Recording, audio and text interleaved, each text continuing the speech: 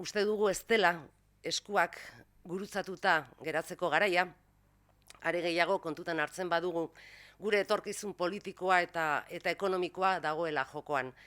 Subiranistak gehiago eta indartsuagoak garela erakusteko unea dela, uste dugu Euskal Herria Bildun. Estatua ziurgabetasunean murgilduta dagoen bitartean, gure herriarentzat proiektu sendo bat eta fidagarria dugulako, eta hori erakusteko garaia da. Beste batzuk zatikatuta eta indarra galtzen dauden bitartean, subiranistak elkarrekin eta indarrak batuz joateko garaia dela eta gai izan behar garela uste dugu ere. Elkartuta indartsuagoak garelako eta gaitasun handiagoarekin defendatu ahal izango ditugulako gure postuladuak eta gure printzipioak.